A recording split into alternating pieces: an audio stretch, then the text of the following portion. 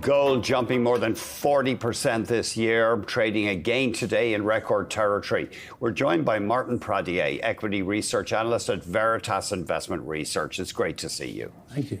I mean, obviously gold up partly for disturbing reasons, possible conflict between NATO and Russia. Yes, that definitely is very positive for gold. And very negative for all of us, but gold is a good hedge for that. I think there's the structural part, the fiscal deficit in the U.S., which is too high, and it's being the U.S. the current reserve of the world. You cannot have 6.5% deficit to GDP at a time when you're not in a war and you're not in a recession, where you should have more or less balanced debt to the GDP. Fiscal deficit. Mm-hmm.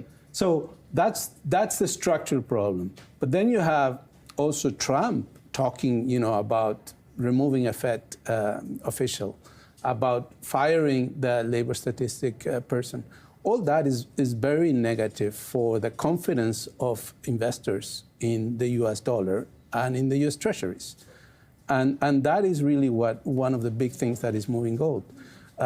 Central banks also, with all these trade problems, why would they buy U.S. treasuries as they used to buy, when you're sort of fighting with the U.S.? Mm-hmm. So when they don't buy U.S. treasuries, then they start buying a little bit more gold because that's the real reserve.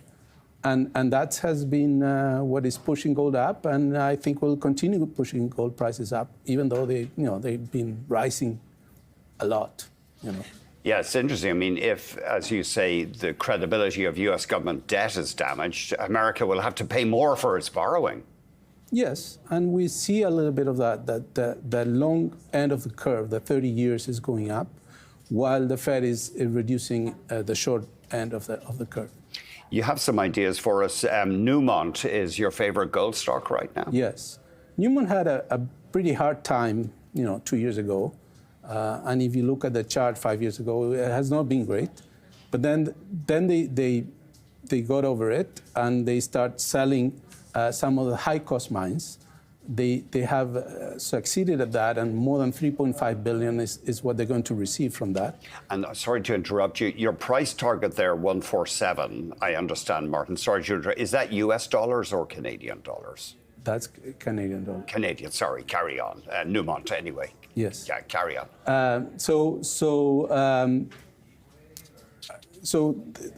The thing is, because it went.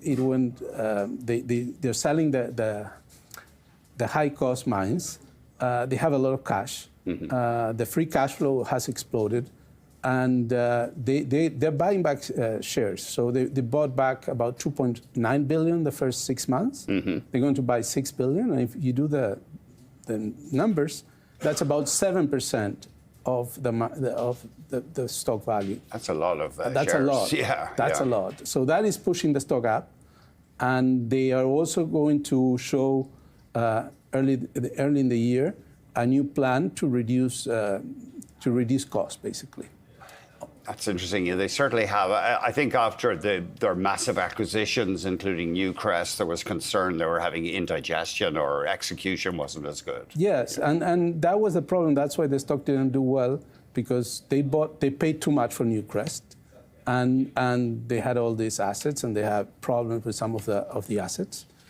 And now they're getting over it. I mean, they're starting to understand the assets better. They sold the high cost, so we'll see a leaner and better prepared Newmont going forward. Franco-Nevada is another favorite stock, because you do think there's a good chance that huge mine in Panama is reopened. Yes, that's basically why I move it up in my picking stocks. I like it more than before, mm-hmm. because we've seen the governor of Panama allowing the export of concentrates. They started the environmental assessment, and they had said that at the beginning of the year, they're going to start negotiating to reopen the mine. They need the mine. I mean, mm-hmm. and the sentiment in Panama has changed quite a bit. So people are are understanding that they need the mine, that they need the jobs, they need the contribution to GDP. One stock you're not as keen on is Wheaton Precious Metals. Is that simply because of valuation? Yes, I was always bullish on them. It was one of my preferred names. But I think it just ran too much. And, I have a certain valuation parameters, and it looks like it's overpriced. And so there's nothing wrong with a company. It's just the valuation seems to be too high. Can we switch to copper? You have been a skeptic on copper. We've heard so much hype. We saw the American price distorted this year by fears of tariffs, and then the New York traded price crashed. But you don't see a massive upside in copper over the next while? I don't. I see, well, 2 days ago, it was the accident with Freeport in Indonesia. So that helped copper, Yeah. But those things happen and they go away. Eventually Freeport will reopen. Maybe Cobre Panama will reopen a year from now. So what I've been looking is that the expectation for this year is that copper was going to finish in a surplus. We'll see with the revised numbers, but it's probably still a surplus or close to surplus. Next year is supposed to be a surplus again. So there shouldn't be such a pressure on copper in the short term.